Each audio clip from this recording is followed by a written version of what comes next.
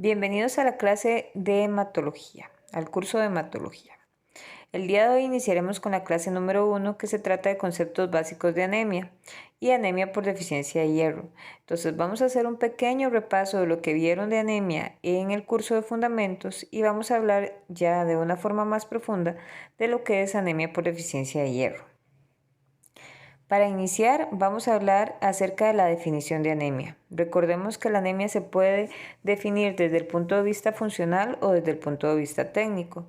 Desde el punto de vista funcional, básicamente lo que se dice es que vamos a tener una anemia cuando hay una cantidad insuficiente de glóbulos rojos para entregar el oxígeno necesario a los tejidos para su correcto funcionamiento. Recordemos que los glóbulos rojos contienen principalmente hemoglobina y que la hemoglobina es la encargada del transporte de gases a través del cuerpo, principalmente lo que es oxígeno y CO2. Entonces, la hemoglobina que está dentro de los glóbulos rojos va a llevar el oxígeno a los tejidos y a su vez va a recolectar el CO2 y lo va a llevar a los pulmones. Esto permite el buen funcionamiento de los órganos. Por lo que si no tenemos suficientes glóbulos rojos, no vamos a tener suficiente hemoglobina y no vamos a poder realizar esta función. Y los tejidos van a tener ciertas características que lo que hacen es pues tener o hacer que estos tengan un mal funcionamiento, ¿verdad? Por ejemplo, hipoxia a nivel cerebral o hipoxia a nivel renal, lo que causaría muerte del tejido o un funcionamiento inadecuado del mismo. Por otra parte, tenemos la definición técnica o la definición de laboratorio. Esta se indica como una disminución de la masa de glóbulos rojos por debajo del límite normal. Este límite normal va a ser establecido de acuerdo al sexo de la persona, si es femenino o masculino, a la edad. Es distinto, ¿verdad? Si tenemos un niño, así tenemos una persona en edad reproductiva, que sería un adulto joven, o una persona ya de la tercera edad. Y tenemos que también va a ser definido por la altitud. Recordemos que la hemoglobina, el hematocrito y la cantidad de glóbulos rojos van a cambiar dependiendo de si la persona vive en una zona muy alta, donde la densidad de oxígeno es más baja, a si vive cerca del nivel del mar, donde la densidad de oxígeno es más alta.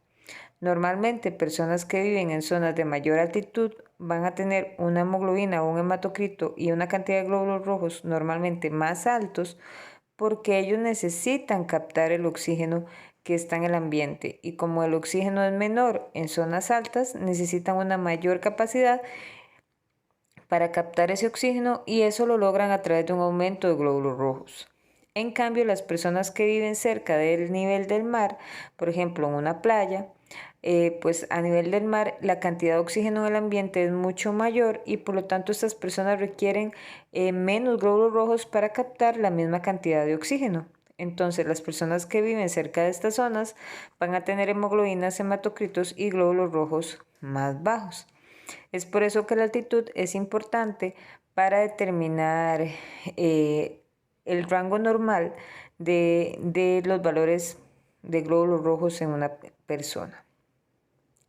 Entonces tenemos, como les decía, disminución de la masa de glóbulos rojos por debajo del límite normal.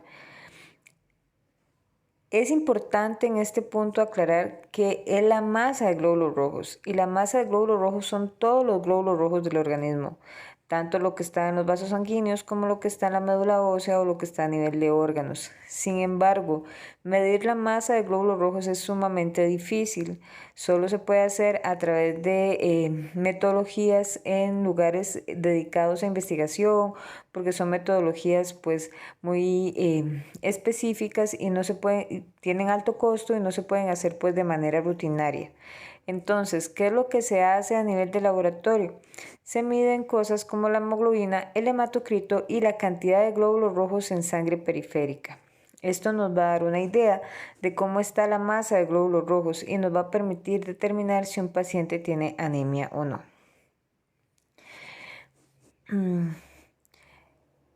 Posteriormente, pues vamos a hablar de lo que es el síndrome anémico. Es importante que tengan claro que la anemia es un síndrome, o sea, no es una enfermedad en sí. La anemia en sí es un signo, es una característica, es un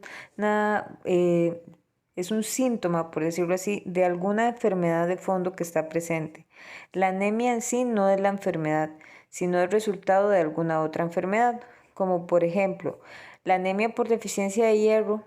La enfermedad en este caso no sería la anemia, sino sería la deficiencia de hierro que nos va a causar anemia. Por otro lado, por ejemplo, tenemos la anemia en caso de un cáncer. En este caso, pues la enfermedad sería el cáncer, ¿verdad? La anemia simple y sencillamente sería un signo de que hay algo más y en este caso, pues podría ser un cáncer. O por ejemplo, también tenemos la anemia por sangrados, que en este caso quizás puede ser un proceso a nivel menstrual o un proceso a nivel gastrointestinal que está causando que la persona pierda sangre, y en sí la anemia no es la enfermedad, sino el proceso que está causando el sangrado es la enfermedad. Entonces sí es muy importante recordar que la anemia no es una enfermedad en sí, sino es un signo de otra patología presente. Y por lo tanto no debemos buscar curar la anemia, sino lo que se debe hacer es buscar curar la enfermedad de fondo que está causando esta anemia. Porque si curamos la anemia, por ejemplo, le damos una transfusión a la persona, genial, se cura la anemia, pero a un corto, mediano o largo plazo la persona va a volver a tener anemia, ¿verdad? Porque no se está curando la enfermedad, sino que debemos tratar a nivel nutricional la enfermedad, o debemos tratar el proceso gastrointestinal, el proceso de sangrado, que es lo que está causando la anemia. Es importante, ¿verdad?, tener en claro que aunque hay que tratar la enfermedad de fondo, cuando las anemias son graves, estas pueden conllevar a una mayor morbilidad y mortalidad de las personas. Una persona con un hematocrito una hemoglobina en 5, ¿verdad?, un hematocrito en 18 o en 19, es una persona que se encuentra en un estado grave en cuanto a la capacidad de oxigenación en su sistema, en su organismo. Entonces, aunque siempre debemos buscar la enfermedad de fondo para curar de forma definitiva la anemia, en muchas ocasiones debemos corregir la anemia de forma oportuna, de una forma rápida, ¿verdad? Porque esto puede conllevar a que el paciente muera. A pesar de que la anemia no es la enfermedad, y sino que es algo que está causado por alguna enfermedad, muchas veces debemos tratar primero la anemia para evitar que el paciente pues fallezca o tenga problemas graves de salud, y posteriormente empezar a investigar qué es lo que está causando esa anemia para tratar también esta enfermedad de fondo. Entonces los tratamientos deben ser duales, ¿verdad? Debemos ir hacia la anemia y hacia la enfermedad de fondo. El mensaje que quiero dejarles acá es que no nos podemos quedar solo pensando en que se corrige la anemia y ya está, ¿verdad? Porque muchas veces, si solo corregimos la anemia, posteriormente esta puede volver a aparecer. Siempre hay que buscar qué es lo que está pasando en el paciente. La anemia, por lo tanto, es un síndrome. Un síndrome quiere decir que la anemia puede ser causada por múltiples cosas, ¿verdad? No es una única cosa la que la causa, sino que hay muchas razones por las cuales se puede aparecer la anemia. Por lo que se dice que la anemia es una enfermedad multifactorial, pero la podemos dividir como en tres grandes grupos, en lo que es la deficiencia nutricional o requerimientos aumentados, ¿verdad? Que en este caso podemos hablar de la deficiencia de hierro en niños, por ejemplo, donde ellos no se alimentan bien y además están en crecimiento. También tenemos un grande grupo que es la pérdida sanguínea o destrucción o sangrado, o sea, una pérdida sanguínea que puede ser porque se destruyen los glóbulos rojos o porque el paciente está sangrando. En este caso, por ejemplo, van a ser menstruaciones abundantes o anemias hemolíticas. Y también tenemos la anemia dada por disfunción de la médula ósea. Y en este caso pueden ser disfunciones hereditarias como las hemoglobinopatías o disfunciones adquiridas como lo son las leucemias. En cuanto a la clasificación etiológica de la anemia, podemos decir que esta clasificación se basa en el conteo de reticulocitos. Los reticulocitos, recordemos, son células de glóbulos rojos inmaduros. Si ustedes se acuerdan, a nivel de la médula ósea, nosotros tenemos varias etapas por las que pasa el glóbulo rojo. tenemos el proeritroblasto, el eritroblasto basófilo, el eritroblasto policromatófilo, ¿verdad? El eritroblasto ortocromático, el reticulocito, y a nivel del reticulocito ya esta célula sale de médula ósea y va a sangre periférica, entonces podemos encontrar reticulocitos en sangre periférica. Estos reticulocitos en 1 o 2 días maduran y salen ya maduran, digamos, y ya se convierten en glóbulos rojos maduros en sangre periférica. Entonces, en base a estos reticulocitos, que son células inmaduras, podemos ver si la médula ósea está respondiendo o no a un proceso anémico. ¿Qué pasa? Bueno, cuando tenemos una anemia donde la médula ósea está intacta, donde puede producir los glóbulos rojos sin ninguna dificultad, pues entonces al aparecer la anemia, la médula va a tratar de compensar esa anemia y va a aumentar la producción de glóbulos rojos. Y esto lo vamos a evidenciar a través de un aumento de reticulocitos. En cambio, si tenemos un proceso donde la médula ósea no tiene todas las herramientas o no tiene todas las características adecuadas para producir glóbulos rojos, en este caso, pues lo vamos a evidenciar porque va a haber un proceso anémico y la médula no va a responder a este proceso anémico, o sea, no va a aumentar la cantidad de glóbulos rojos presentes porque no puede hacerlo, no tiene las herramientas. Entonces vamos a ver que la cantidad de reticulocitos en sangre periférica van a ser normales o ligeramente bajos. Esto nos permite, por tanto, dividir la anemia en 2 grupos. Las anemias llamadas anemias arregenerativas son en las cuales la médula ósea no responde y los reticulocitos van a estar normales o bajos. Y las anemias regenerativas, en las cuales la médula ósea sí responde y los reticulocitos van a estar altos. Esto es importante, chicos, que lo tengan en claro, ¿verdad? Y recuerden, ¿cuál sería, por ejemplo, una anemia regenerativa? Bueno, una anemia regenerativa es, por ejemplo, las anemias por enfermedades nutricionales, donde la médula ósea no tiene la capacidad de formar glóbulos rojos porque no tiene los nutrientes necesarios para formarlos. Entonces, en este caso, vamos a tener un proceso anémico porque no se logran formar los glóbulos rojos y por lo tanto la médula no es capaz de formarlos porque no tiene las herramientas, no tiene los materiales para formarlos y por tanto el conteo de reticulocitos no va a aumentar, se va a mantener normal o incluso va a bajar. En las anemias regenerativas, en cambio, tenemos por ejemplo un proceso de sangrado agudo. Habrá un proceso donde una persona tuvo, por ejemplo, un periodo menstrual muy abundante, ¿verdad? De un momento a otro un sangrado, por ejemplo, una pérdida de un embarazo o tuvo algún tipo de quiste o algún tipo de situación que conllevó a que tuviera un sangrado menstrual abundante en un momento específico. Entonces, en este caso, tenemos una médula intacta, una médula que tiene todos los nutrientes, todas las herramientas para formar glóbulos rojos. El cuerpo censa que tiene menos glóbulos rojos. Esto lo censa a través de un proceso donde él es capaz de censar la hipoxia. Recuerden que la hipoxia es la disminución de oxígeno. Entonces, donde él tiene la capacidad de censar la hipoxia y censa que hay menos glóbulos rojos, le dice a la médula ósea hay menos glóbulos rojos y la médula ósea, que tiene todas sus herramientas, empieza a formar glóbulos rojos tratando de compensar la pérdida que se está teniendo.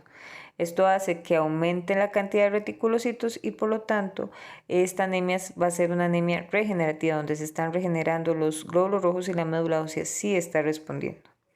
Es importante tener claro esto porque esta es una característica que se utiliza mucho para definir el tipo de anemia que tiene el paciente. Entonces, el hecho de que sea una anemia regenerativa o arregenerativa nos puede guiar hacia la enfermedad de fondo que está viviendo el paciente o que está teniendo y por lo tanto nos ayuda a hacer una mejor evaluación del paciente y poder llegar de una forma más adecuada hacia esa enfermedad que es la que nos está causando la anemia. En cuanto a la clasificación morfológica, básicamente podemos decir que existen tres categorías. Está la clasificación de anemias que se clasifican como normocíticas normocrómicas. En este caso tenemos un volumen corpuscular medio normal y una hemoglobina corpuscular media normal, ¿verdad? Por eso son normocíticas normocrómicas. Básicamente estas son como anemias por sangrados agudos. Luego tenemos las microcíticas hipocrómicas, donde vamos a tener el volumen corpuscular medio bajo y la hemoglobina corpuscular media baja. El tipo de anemia microcítica hipocrómica básicamente van a ser las anemias tipo anemia por deficiencia de hierro. Recuerden que microcito es glóbulos rojos más pequeños e hipocrómica es que tienen menor cantidad de hemoglobina y por lo tanto la zona blanca del glóbulo rojo es mayor. Y tenemos las macrocíticas normocrómicas, donde vamos a tener un volumen corpuscular medio alto, una hemoglobina corpuscular media alta en muchas ocasiones y una concentración de hemoglobina corpuscular media normal, un CHCM normal. En este caso, les pongo un asterisco acá donde dice hemoglobina corpuscular media alta, porque muchas personas tienden a pensar que si una hemoglobina corpuscular media es baja hay hipocromía, en una hemoglobina corpuscular media alta hay hipercromía, ¿verdad? Y esto no es cierto. En realidad el término hipercrómico en laboratorio, en hematología, no se utiliza. El glóbulo rojo, la cantidad de hemoglobina en un glóbulo rojo normalmente está muy regulada, así que es muy raro ver un glóbulo rojo que tenga más hemoglobina de lo que debiera por una característica propia de que produzca más hemoglobina, ¿verdad? Eso es muy raro. En realidad, por ejemplo, aquí podemos ver que la hemoglobina corpuscular media está más alta es porque el glóbulo rojo es más grande. Al glóbulo rojo ser más grande, pues esta regulación que hace que el glóbulo rojo se llene de hemoglobina, pues él siente que tiene más espacio, por decirlo así, y produce un poquitito más de hemoglobina y llena este glóbulo rojo en su capacidad, pero en realidad el glóbulo rojo en este caso no va a ser hipercrómico, va a ser normocrómico, su halo blanquecino va a ser normal, solo que al ser un glóbulo rojo más grande va a tener más hemoglobina de lo que normalmente tiene un glóbulo rojo de tamaño promedio y por lo tanto la hemoglobina corpuscular media es más alta. Sin embargo, el hecho de que tengamos el CHCM es lo que nos ayuda a ver que sí, que efectivamente este glóbulo no es hipercrómico, es normocrómico.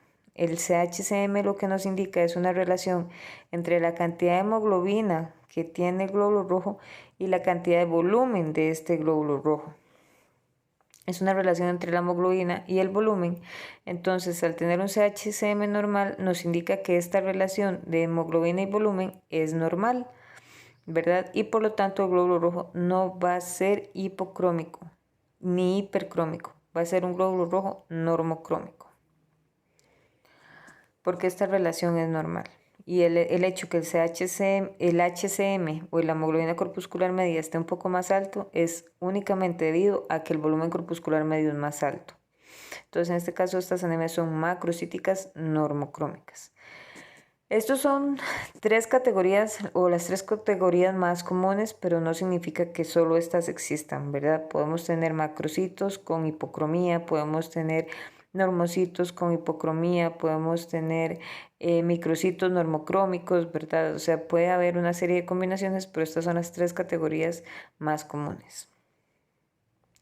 Eso sería básicamente lo que es la anemia, el repaso de anemia. Ahora vamos a hablar de anemia por deficiencia de hierro. La anemia por deficiencia de hierro está dada, como su nombre lo dice, por una disminución de hierro en el organismo y el hierro es esencial para la formación de hemoglobina. Recordemos que el hierro es parte, ¿verdad?, de lo que son las cadenas de globinas y por lo tanto de la hemoglobina del organismo. Es parte esencial. Si no se tiene el hierro no se puede formar la hemoglobina. Y por lo tanto, si no hay hierro, vamos a tener anemia, ¿verdad? Esta anemia también es llamada anemia ferropriva o ferropénica es una anemia arregenerativa porque no vamos a tener las herramientas para formar más glóbulos rojos, ¿verdad? De hecho, tenemos una disminución en la formación de glóbulos rojos.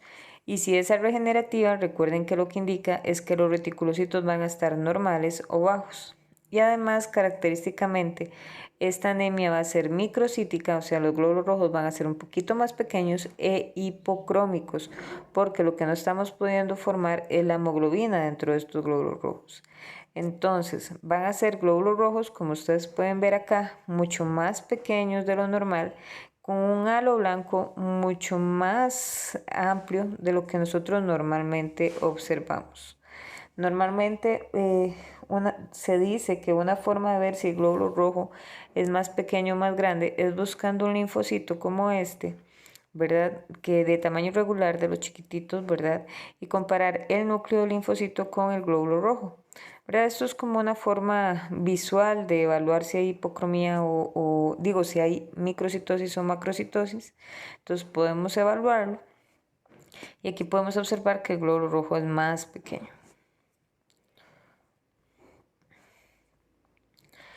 En cuanto a la anemia por deficiencia de hierro, esta puede ser primaria o secundaria.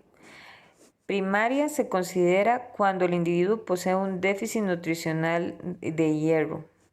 Y secundaria es cuando existe otra enfermedad de fondo distinta al déficit nutricional que promueve la aparición de la anemia. Esto, por ejemplo, puede ser un cáncer intestinal que provoca sangrados crónicos y cuando hay sangrado, inicialmente pues podemos tener una cantidad de hierro normal, pero cuando es un sangrado crónico, donde constantemente se está perdiendo sangre, en este sangrado también se va a perder hierro y a largo o mediano plazo pues va a aparecer una anemia por deficiencia de hierro que tiene en conjunto este sangrado que también nos está ayudando pues a producir la anemia. ¿Por qué? Porque al perder sangre perdemos hemoglobina. Aquí, chicos, como les voy a hacer un pequeño paréntesis. Y es que normalmente las personas piensan que todo el hierro que nosotros tenemos es de la dieta. Básicamente usted adquiere el hierro de la dieta y si no come bien tiene deficiencia de hierro. Ahí hay un error. En realidad la cantidad de hierro que nosotros adquirimos de la dieta es solo para mantener las pequeñas pérdidas de hierro que tenemos a través del sudor, a través de la saliva. Pero más del 90% de hierro que nosotros utilizamos se basa en el reciclaje o que necesitamos se basa en el reciclaje. ¿En el reciclaje de qué? De glóbulos rojos. O sea, los glóbulos rojos que ya están llegando al final de su vida van a ser pues metabolizados a través del hígado, del vaso, del sistema retículo endotelial y van a ser destruidos. Cuando son destruidos, los macrófagos son los encargados de agarrar el hierro que es el resultado de esa degradación, ¿verdad?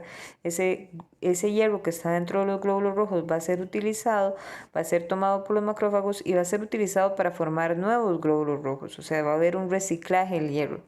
Y esa es la mayor fuente de hierro. Por lo que si se pierde sangre constantemente, se está perdiendo la capacidad de reciclaje de ese hierro y puede aparecer anemia por deficiencia de hierro cuando hay sangrados crónicos. Entonces tenemos los dos grupos, ¿verdad? Que quede claro, primaria, que es básicamente nutricional, es cuando no se come bien, y secundaria, cuando hay algo que promueve la pérdida de hierro y por lo tanto aparece la pérdida de hierro junto con algo más. En cuanto al papel de hierro en el organismo, el hierro es un componente esencial para el funcionamiento del cuerpo humano. No crean que solo los glóbulos rojos tienen hierro, el hierro es importante para múltiples funciones. Básicamente va a participar en todos los procesos de oxidación y reducción que hay en el organismo, ya que tiene dos propiedades biológicas fundamentales, que es que posee un alto potencial redox, que es este potencial de oxidación-reducción, y posee la habilidad de formar complejos. ¿Complejos como cuál? Como la hemoglobina. Ahora, aparte de que es muy importante, bueno, porque no solo, ¿verdad?, va a ser importante en la formación de hemoglobina, sino de otras sustancias. Aunque es muy importante, el hierro cuando está libre es sumamente tóxico. O sea, el hierro no puede estar libre en el organismo. Entonces el organismo tiene sistemas para evitar que esto suceda. ¿Y qué es lo que hace? Bueno, unirlo a proteínas. Entonces vamos a tener proteínas de almacenamiento de hierro y vamos a tener proteínas de transporte de hierro.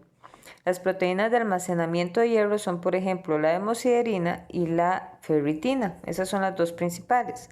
Y en cuanto al transporte, la principal proteína es la transferrina. Pero bueno, ¿cuáles son las funciones de hierro? Como ya lo hemos dicho, la principal función del mismo es la formación de hemoglobina. Cerca de un 70% del hierro en el organismo va a ir a formar hemoglobina.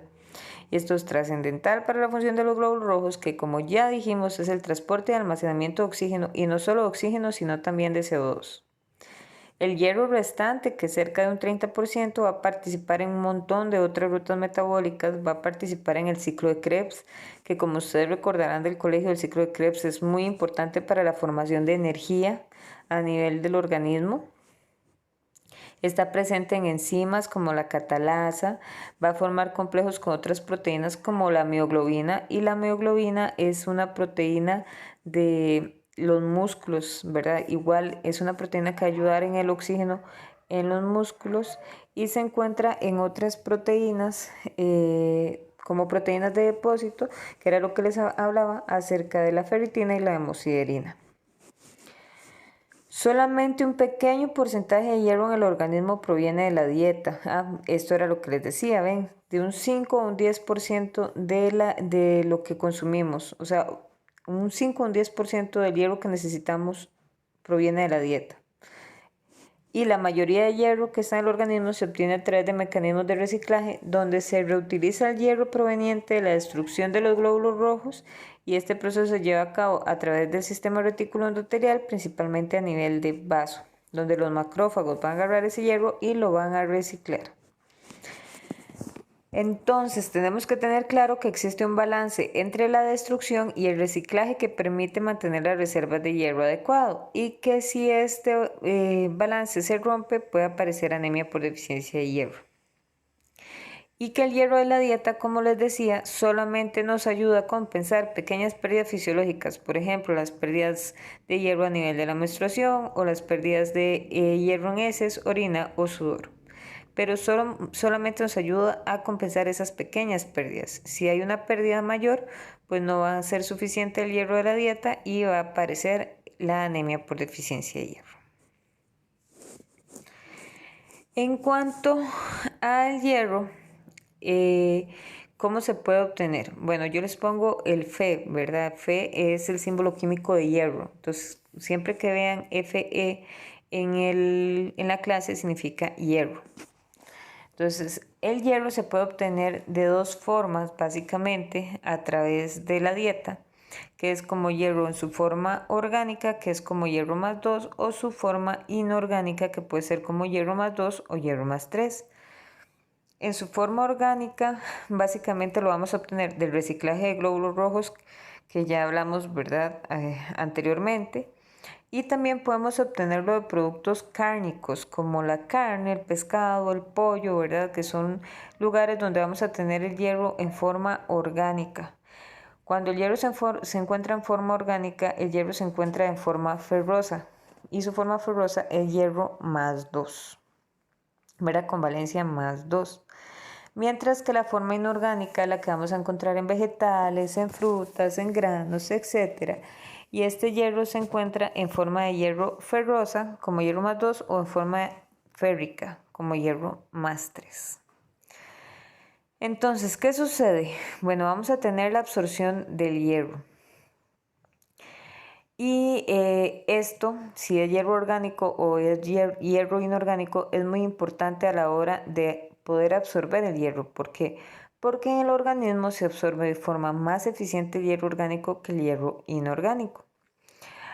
Y primero vamos a decir que hay sustancias que inhiben o disminuyen la absorción de hierro y otras sustancias que lo van a facilitar. Entonces, ¿cuáles son las sustancias que inhiben o disminuyen la absorción de hierro? Aquellas sustancias que van a promover la oxidación del hierro y van a promover el hierro en su estado férrico, o sea, como hierro más 3. ¿Cuáles son estas sustancias? Ejemplos: la leche, el té o cualquier sustancia básica. Los básicos nos van a promover que exista hierro más 3. Mientras tanto, las sustancias que nos van a facilitar la absorción, porque van a promover que la reducción del hierro y que el hierro se encuentre como hierro más 2, son las sustancias ácidas, como por ejemplo los cítricos.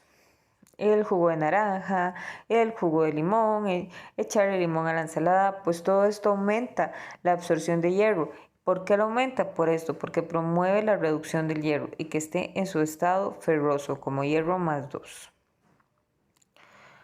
Ok, dicho esto, ya vamos a entrar entonces un poquito más en lo que es la absorción del hierro. Y vamos a empezar diciendo que la absorción de hierro se da principalmente en el duodeno. Y que de lo que absorbemos, digamos, de nuestros alimentos, se absorbe de 0,5 a 2 miligramos de hierro por día. En las células del duodeno sería, digamos, más o menos esto.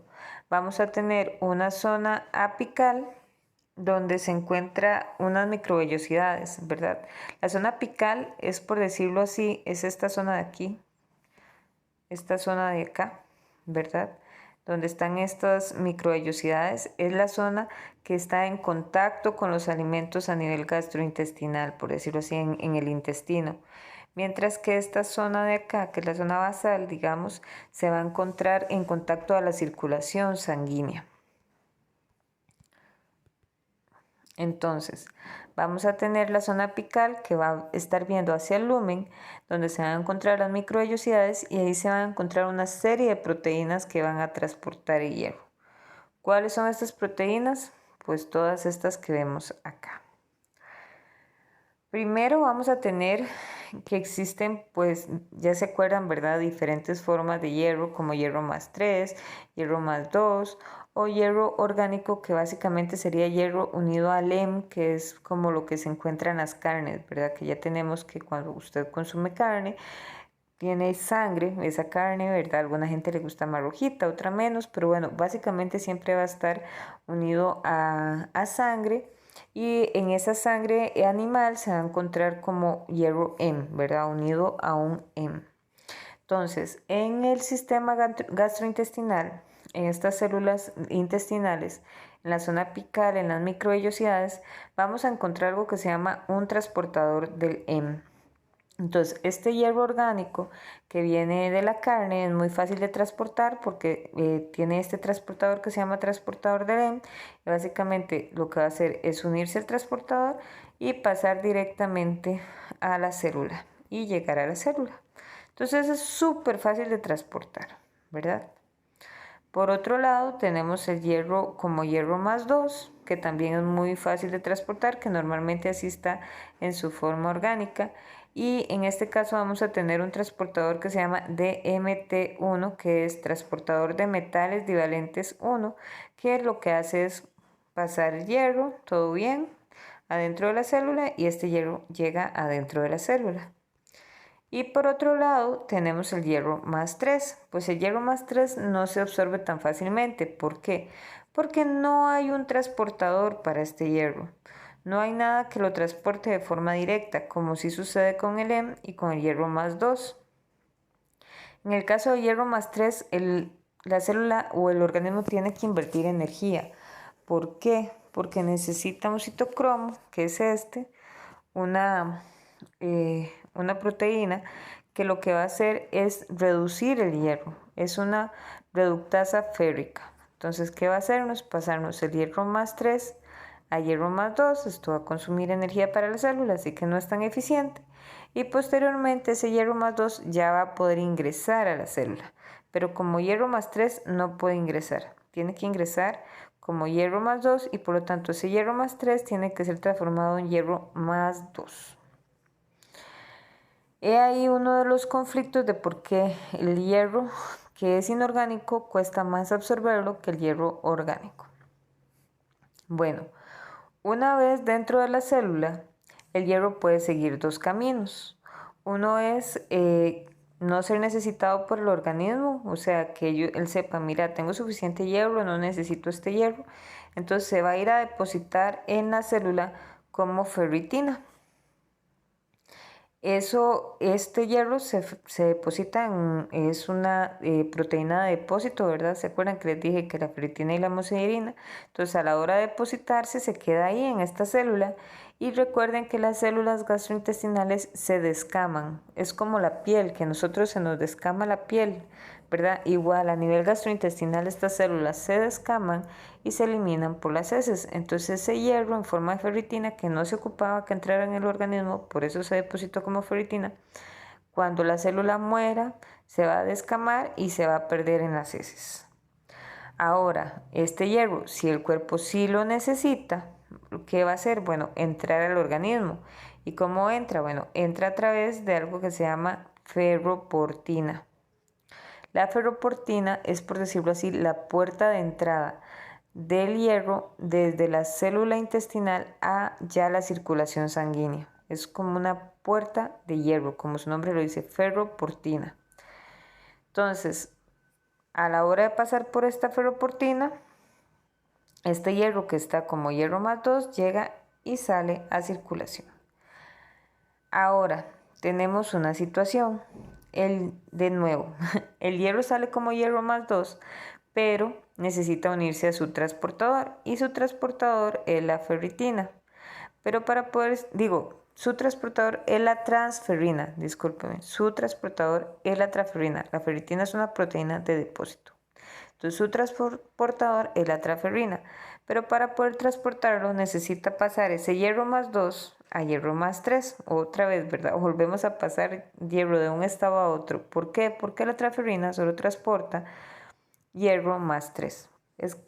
Entonces, este hierro más 2 se va a convertir a hierro más 3 gracias a una oxidasa férrica. ¿Cuál es esta oxidasa férrica? La efaestina. La efaestina es la encargada de pasar ese hierro más 2 a hierro más 3. Ay, disculpen chicos.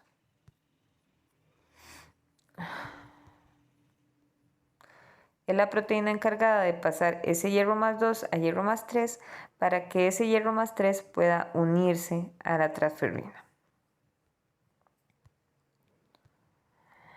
Posteriormente, ya unido a la transferrina, se va a circulación. Ahora dirán ustedes, ¿y esta sustancia que se llama hepcidina para qué sirve? Bueno, la hepcidina básicamente va a controlar la expresión de la ferroportina. Es como un candadito que se le va a colocar a la ferroportina. Si el cuerpo necesita hierro, va a disminuir la cantidad de hepcidina producida y eso va a permitir que la ferroportina quede libre para que pase el hierro. En cambio, si el organismo no necesita hierro, va a aumentar la cantidad de hepcidina, lo que va a hacer que se cierre la ferroportina y el hierro se deposite como ferritina a nivel de la célula duodenal. Y eso permite que el hierro no se absorba. Básicamente ese es el resumen de cómo se absorbe el hierro. Es un poco enredado, así que lo vamos a ir viendo paso por paso. ¿Está bien? Bueno, empezamos de nuevo entonces al repaso. Tenemos el hierro orgánico, que es el Hem, el hierro que viene como Hem y como hierro más 2. Este es el hierro que proviene de la hemoglobina o la mioglobina, que es lo que se encuentra en las carnes, ¿verdad? Ya sea el músculo que tiene mioglobina o la sangre que está en las carnes, ¿verdad? Ingresa al interior de la célula duodenal de manera directa, se une a receptores en las microvellosidades e ingresa a través de la proteína transportadora del Hem llamada hemoxigenasa o HCP1. Debido a que el hierro orgánico ingresa de forma directa, su absorción es mucho más fácil que el hierro inorgánico. Y aquí lo vemos, ¿verdad? El Hem por el Hem transportador y ingresa ya a la célula duodenal. El hierro orgánico, ¿verdad? También recuerden que podemos unirlo cuando está como hierro más 2 al transportador de metales divalentes. Entonces pasa de hierro más 2 hacia adentro a través de este transportador, súper fácil. Pero también, por otro lado, entonces vamos a tener el hierro inorgánico. El hierro inorgánico, que ya sería como el hierro que se puede encontrar como hierro más 2 o hierro más 3, va a ingresar a través del transportador de metales divalentes, igual como les decía de MT1, el cual requiere un ambiente acidificado para su actividad, ¿verdad? ¿Por qué un ambiente acidificado? Ya lo habíamos dicho, ¿verdad? Porque esto promueve la reducción. Y pasa de forma directa mediante este transportador, pero solo puedo hacerlo como hierro más 2. Si está como hierro más 3, no lo puede hacer. Entonces, cuando está como hierro más 3, debe ser reducido a hierro más 2. Y esto se logra a través de una reductasa férrica, ¿verdad? Que es este citocromo que está aquí, en color rosadito, la cual también se encuentra en las microvellosidades del enterocito. Pero ven, ya tiene que pasar tiene que estar como hierro más 2, el hierro inorgánico, recuerden, ¿verdad? Puede estar como hierro más 2 o hierro más 3. Si está como hierro más 2, pasa a través del DMT1, pero cuando está como hierro más 3, hay que transformarlo a hierro más 2, y esto se logra a través de este citocromo, que es una reductasa férrica, y ya pasa el hierro hacia el interior del enterocito. Luego de ser ingresado el hierro al enterocito, pueden ocurrir dos situaciones, que eran las que yo les decía. Si no se requiere, el hierro se une a la ferritina, se deposita y luego se pierde cuando hay descamación de las células. Pero si sí se requiere, se va al lado basal del enterocito, el que yo les decía, este es el lado basal, donde se expresan ciertos receptores como la ferroportina, los cuales transportan el hierro a la circulación sanguínea. Ahora, la ferroportina hace que pase el hierro a la transferrina, pero la transferrina solo transporta hierro, pero la ferroportina solo transporta hierro más 2 y la transferrina solo acepta hierro más 3, que era lo que les estaba diciendo, ¿verdad? Entonces, para que el hierro pueda ser transportado a través de la ferroportina, tiene que estar como hierro más 2, si no, no se transporta. Pero una vez que lo pasa, no se puede unir a la proteína que lo transporta porque es la transferrina y la transferrina solo acepta hierro más 3. Entonces, ¿qué hay que hacer? Bueno, otra vez vamos a tener una enzima, que en este caso es una enzima oxidasa, una oxidasa férrica que se llama la efastina. La efastina lo que se va a encargar es de oxidar el hierro que pasa por la ferroportina, o sea, ese hierro más 2 que está saliendo por la ferroportina lo va a oxidar y lo va a convertir en hierro más 3 y ya como hierro más 3 se puede unir a la transferrina y ir a circulación. Ahora, ¿cómo regulamos y sabemos cuándo se ocupa que se vaya a hacer ferritina o cuándo necesitamos que el hierro pase por la ferroportina? Eso se logra a través de la hormona epsidina, que era lo que yo les decía, el candadito. Se logra a través de esa hormona que desempeña un papel muy importante en el metabolismo y la absorción de hierro. Esta hormona es sintetizada por el hígado y su función es regular la expresión de la ferroportina. Entonces, si hay necesidad de absorción de hierro, disminuye la epsidina y aumenta la expresión de ferroportina. Si por el contrario no se necesita absorber hierro, aumenta la expresión de epsidina y disminuye la expresión de ferroportina. ¿Qué es lo que pasa? Bueno, yo lo veo como un candadito, que era lo que les decía. La epsidina se puede ir y unir a la ferroportina y la cierra, es un candado. Entonces, si no se ocupa hierro, la epsidina va a aumentar, se va a unir a la ferroportina, eso va a causar que la ferroportina ingrese a la célula y sea destruida en un lisosoma. Pero si sí se necesita hierro, esta epsidina va a disminuir y no va a haber candado y por lo tanto la ferroportina se va a expresar y va a poder transportar el hierro. Ven, es muy sencillo. Tenemos el candado o sin candado, dependiendo de la necesidad que tengamos. Ahora, en cuanto al transporte y la transferencia de hierro, la proteína encargada del transporte, como les he estado diciendo desde el principio, es la transferrina. La transferrina es capaz de unir como máximo 2 átomos de hierro en estado hierro más 3. Por eso es que acá dice F2 transferrina. No es que sea hierro en estado más 2, no, es que son 2 átomos de hierro unidos a la transferrina. Pero estos 2 átomos de hierro van a estar como hierro más 3.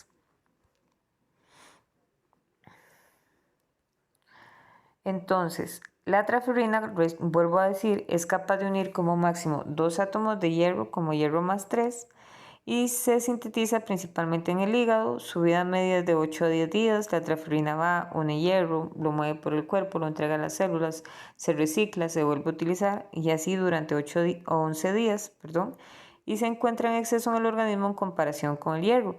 ¿Por qué se encuentra en exceso en el organismo en comparación con el hierro? Porque acuérdense que el hierro libre es tóxico, así que no se puede dejar libre el hierro y entonces se encuentra en exceso para evitar la toxicidad de hierro, es decir, para evitar que haya hierro libre en el organismo. La transferina lleva el hierro a la célula y estando en la célula se une a receptores de la transferina, que son estos que ustedes ven acá. Entonces está la transferina que está en verde, el hierro es el rojito y se van a unir a los receptores de transferina que son estos azules. ¿Qué pasa? Que cuando el hierro se une al receptor de cuando el hierro se une a la transferina y la transferina se une al receptor de la transferina, esto hace un cambio o genera un cambio en la célula que va a ir a formar un lisosoma, que es este. ¿Se acuerdan? Como que forma una pequeña vacuola y va a meter en esa vacuola a ese receptor que tiene unida la transferrina. Una vez dentro del lisosoma, vamos a tener otra vez que vamos a tener en este caso un cambio que lo que nos va a provocar es que este hierro se suelte de la transferrina. ¿Cuál es este cambio? Bueno, básicamente vamos a tener un aumento del pH, o sea, vamos a tener una disminución del pH, una disminución del pH dentro de este lisosoma. O sea, va a haber un aumento de la acidez dentro del lisosoma. Este aumento de la acidez lo que va a causar es que se libere el hierro de la transferrina y se libere ese hierro como hierro más 3, ¿verdad? De esa transferrina. Y ya quede dentro del lisosoma como hierro más 3. Pero ¿qué pasa? Bueno, para que ese hierro pueda salir del lisosoma, vamos a necesitar un transportador y el transportador que tenemos es un transportador de metales divalente 1, el DMT1. ¿Y qué pasaba con el transportador de metales divalentes, chicos? Que solo transporta hierro más 2. Entonces tenemos aquí de nuevo una situación donde tenemos hierro más 3 y ocupamos hierro más 2 para que este pueda salir de la célula. Entonces, ¿qué tenemos? Bueno, tenemos igual acá una reductasa férrica, que es la step 3, que lo que va a hacer es pasar este hierro más 3 a hierro más 2 y este va a poder salir de la célula para ir hacia los diferentes lugares, ya sea a la mitocondria o a otros lugares de almacenamiento. Entonces, como les decía, la transferrina lleva el hierro a la célula, ahí se unen receptores de transferrina, una vez unidos forman un complejo transferina-hierro receptor que es fagocitado, ¿verdad? Forma un fagosoma, perdón, no un lisosoma, un fagosoma. Se da una disminución drástica del pH que libera hierro de la transferrina.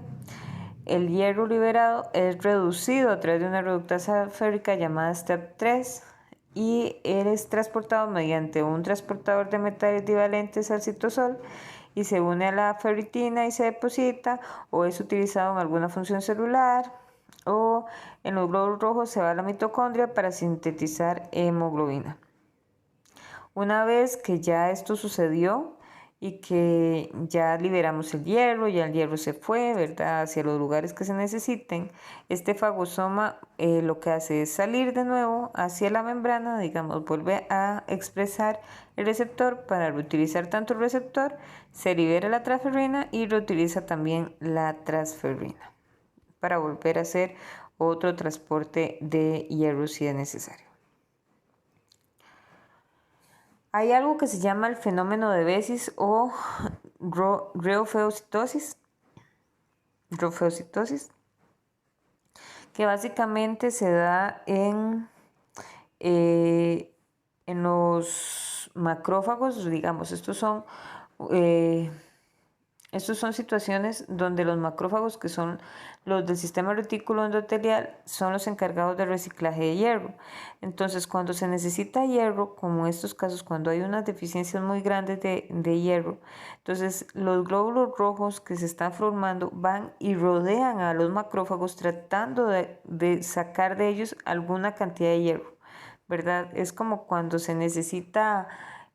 cuando hay una necesidad, por ejemplo, de agua y llega un un camión de agua a un pueblo y todas las personas se reúnen tratando de adquirir un poquito de agua o un poquito de alimentos. Bueno, más o menos esto es lo que sucede. Todos los glóbulos rojos van y rodean al macrófago tratando de obtener hierro de este para poder formarse, para poder desarrollarse. Y este fenómeno que se llama fenómeno Besius o rofeocitosis es muy común en situaciones donde hay gran deficiencia de hierro y se ve sobre todo a nivel de la médula ósea. Ahora, ya casi terminamos, chicos. Vamos por la diapositiva 28. En cuanto al almacenamiento de hierro, tenemos que el exceso de hierro se deposita principalmente en la ferritina o en la hemosiderina. Y que la ferritina, estas son las dos principales proteínas de depósito, que la ferritina está en todas las células que ya que todas las células poseen capacidad de almacenar hierro en forma de ferritina, y cada molécula de ferritina puede almacenar de 4 a 5 mil átomos de hierro más 3 cuando está libre de hierro se llama apoferritina. O sea, ferritina está en todas las células son capaces de almacenar hierro. Cada molécula de ferritina posee de 4.000 a 5.000 átomos de hierro como hierro más 3. Y cuando esta ferritina no tiene nada de hierro, está libre de hierro, no hay hierro en su interior, se llama apoferritina.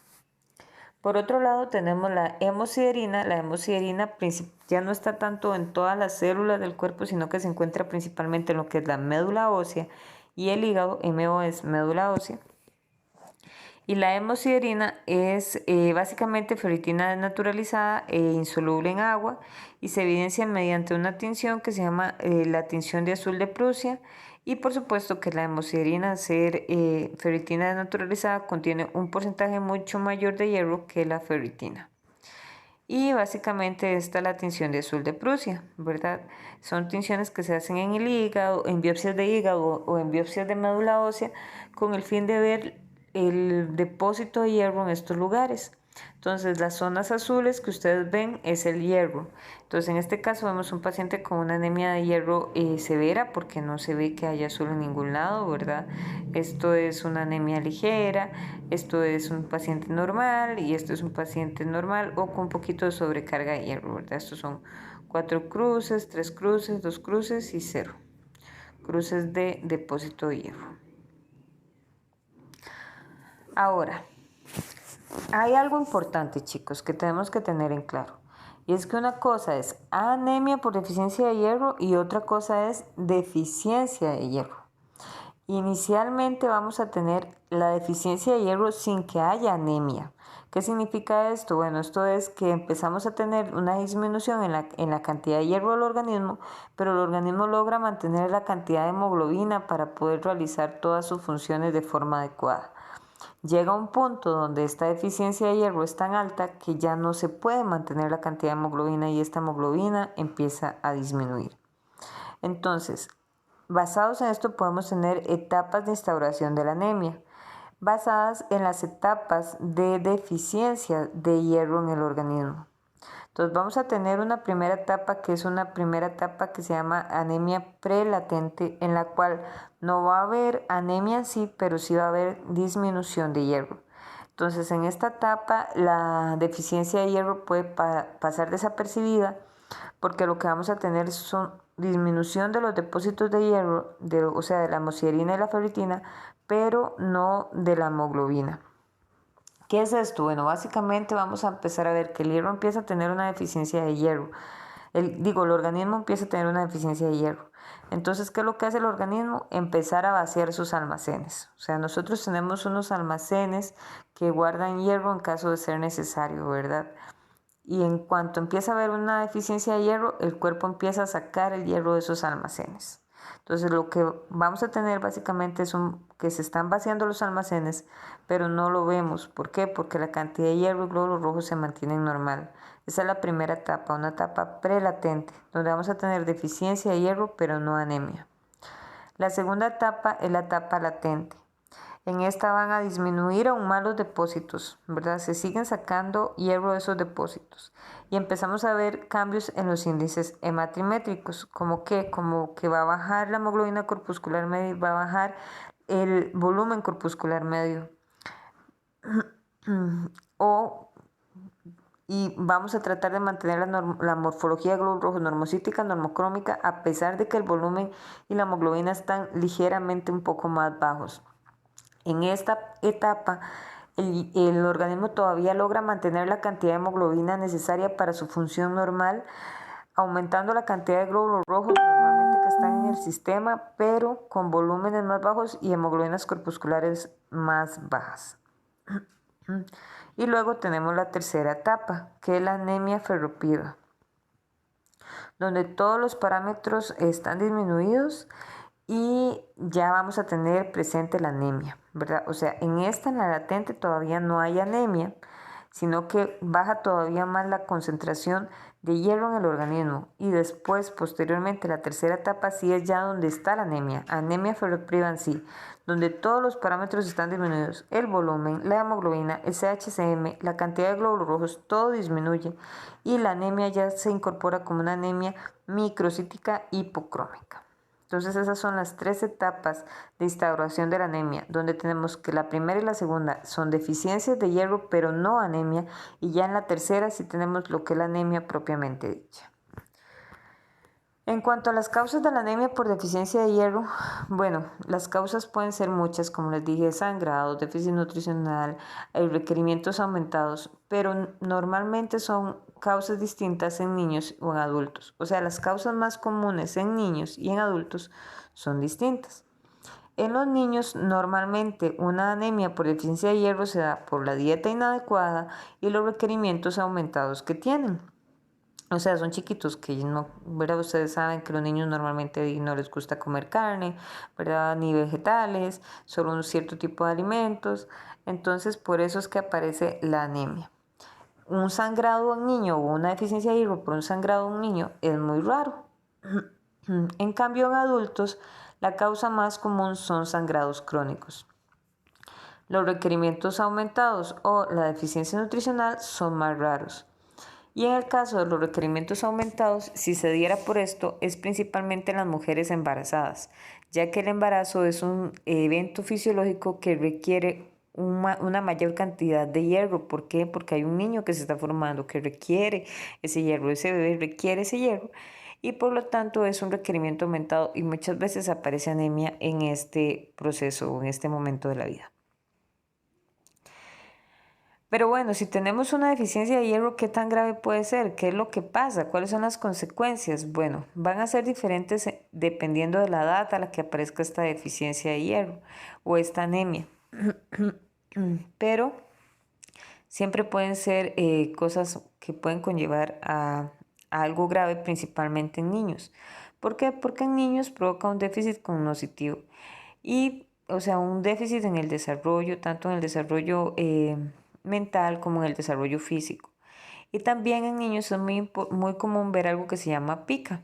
Eso se ve tanto en niños como en adultos, pero en niños uno lo ve de forma más evidente, porque los niños no saben tal vez que deben comer cosas o que no deben comer cosas que ellos quieren comer y se las comen, ¿verdad? En cambio en adultos, pues los adultos se limitan un poco más a esto. Pero la pica son aberraciones alimentarias, como comer hielo, comer tierra, etc.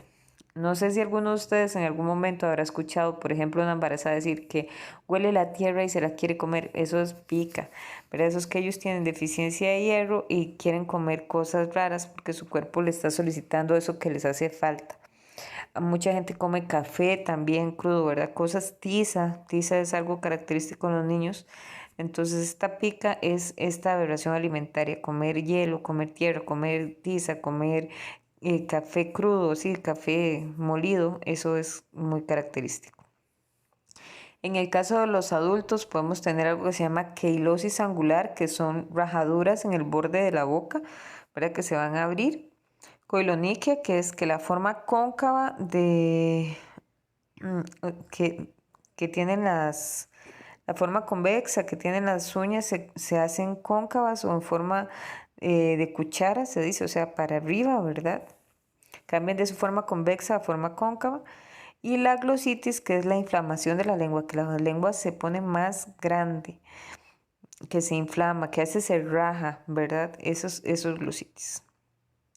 Tanto en niños como en adultos vamos a tener un desempeño físico y laboral bajo, ¿verdad? No laboral me refiero a tanto en el trabajo como en la educación, en la escuela, el desempeño va a ser menor. Van a tener alteraciones del sistema inmune, principalmente porque se van a afectar los linfocitos. Esto hace que estas personas sean más susceptibles a infecciones. Y por supuesto va a haber cansancio, palidez, las personas no van a poder, no tienen la misma capacidad de oxigenación, así que no pueden hacer la misma cantidad de ejercicio que otras personas.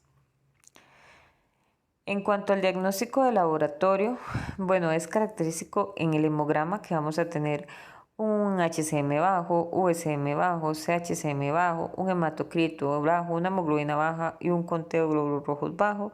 Y en cuanto al RDW, que recuerden que el RDW lo que mide es la homogeneidad o heterogeneidad de la población de glóbulos rojos.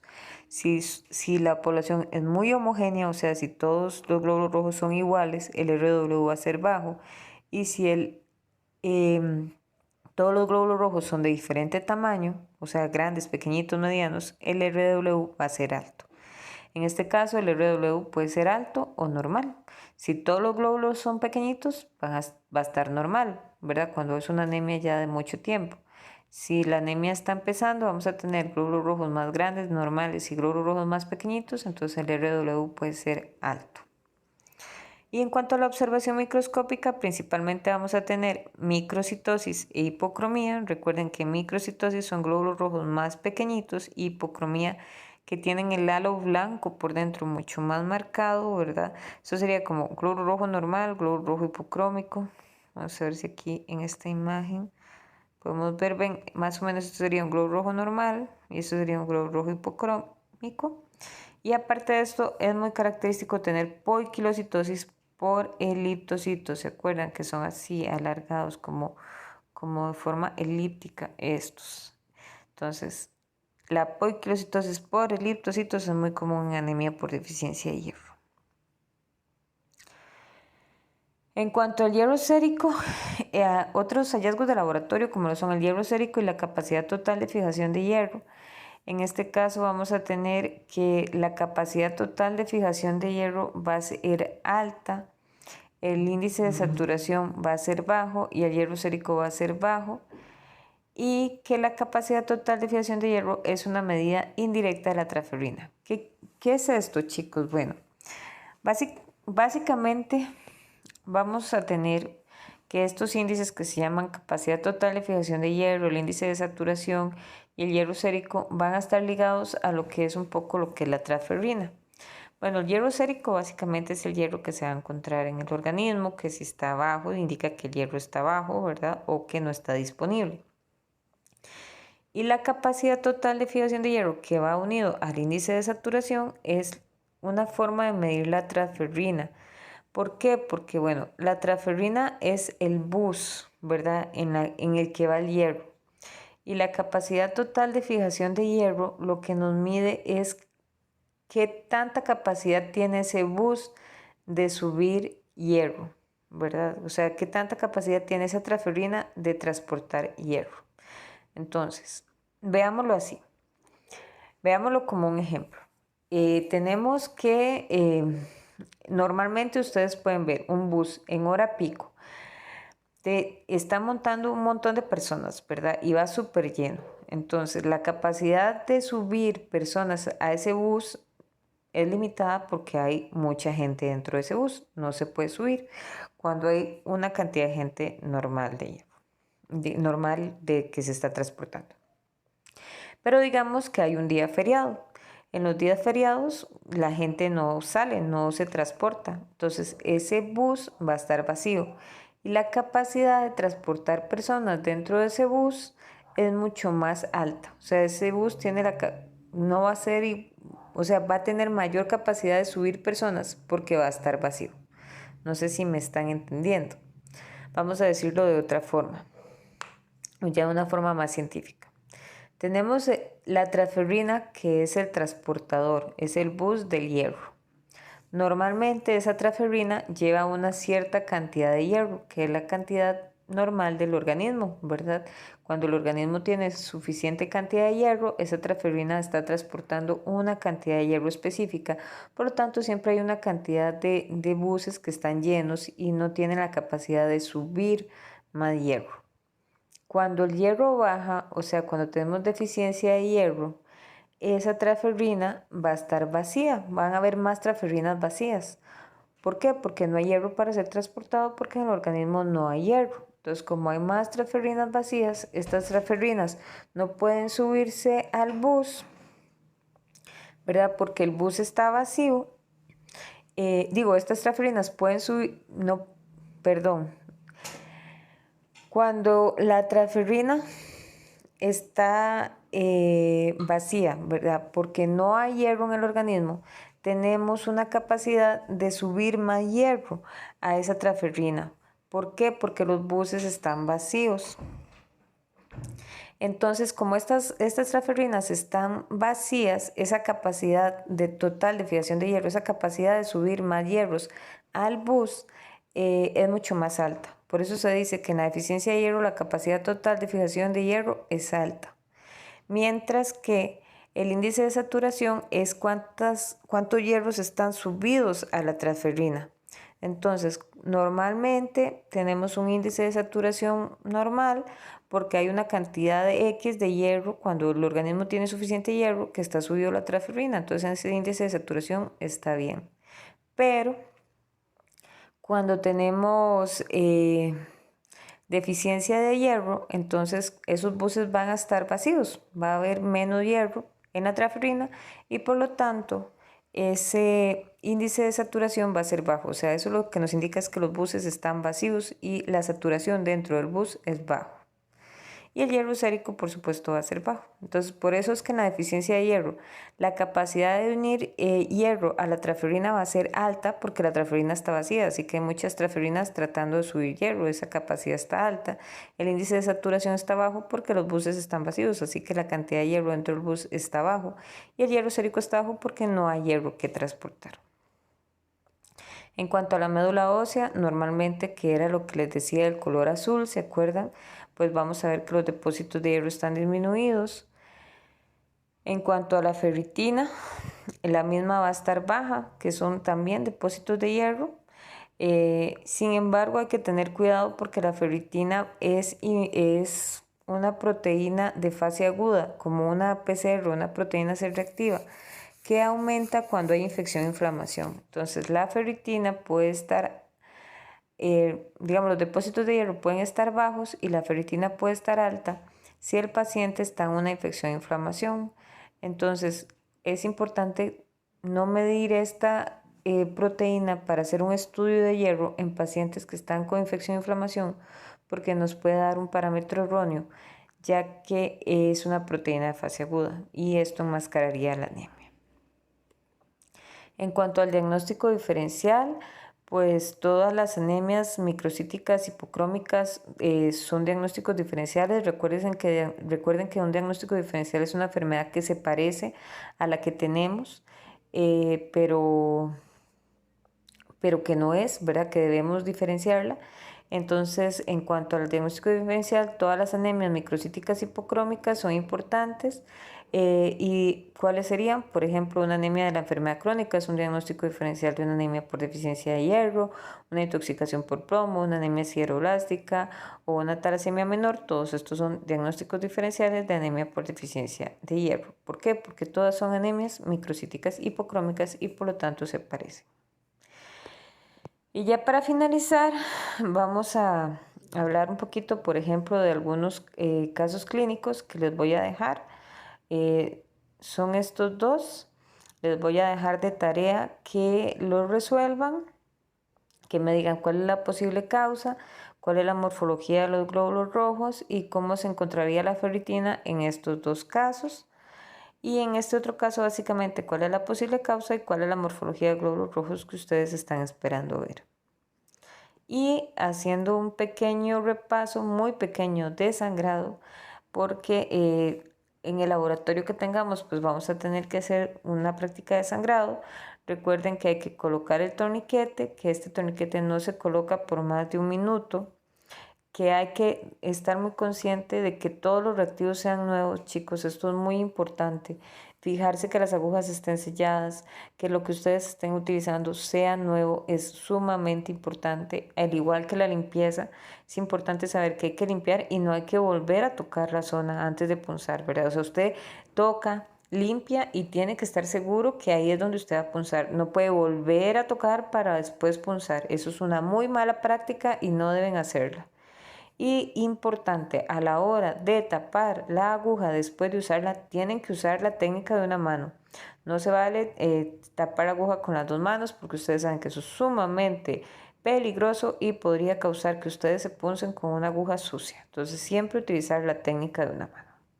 Y eso sería todo, chicos, les agradezco mucho y para dudas o consultas lo vamos a ver en el foro que tengamos de la clase. Que pasen lindo día.